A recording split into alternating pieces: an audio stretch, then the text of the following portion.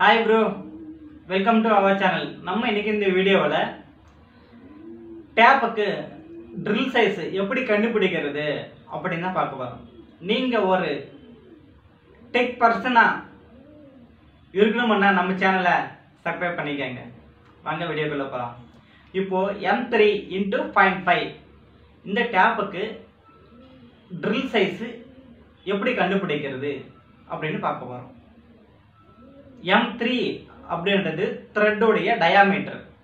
நான் சொல்றது எல்லாமே மெட்ரிக் த்ரெட் தான், இன்ச்சஸ் கிடையாது. ஸோ M3 அப்படின்றது த்ரெட்டோடைய டயாமீட்டர். 0.5 அப்படின்றது பிச்சு. இந்த 3 mmல -0.5 போட்டிங்களா 2.5 வரும். அப்போ ட்ரில் சைஸ் வந்து 2.5. த்ரெட்டுடைய டயாமீட்டர் மைனஸ் பிட்ச் வேல்யூ போட்டிங்களா நீங்க ட்ரில் சைஸ் கிடைச்சிடும். அதே ஃபார்மேட்ல தான் நான் போட்டிருக்கேன். M3 அதாவது 3 mm மைனஸ் 0.5 போட்டேன், எனக்கு வந்து 2.5 கிடைச்சது. அப்போ ட்ரில் சைஸ் வந்து 2.5. அதே போல M4க்கு M4 × 0.7 இந்த டேப்புக்கு ட்ரில் சைஸ் என்ன?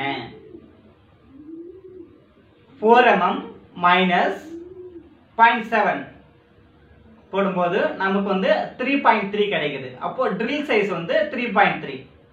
அதே போல M5 ×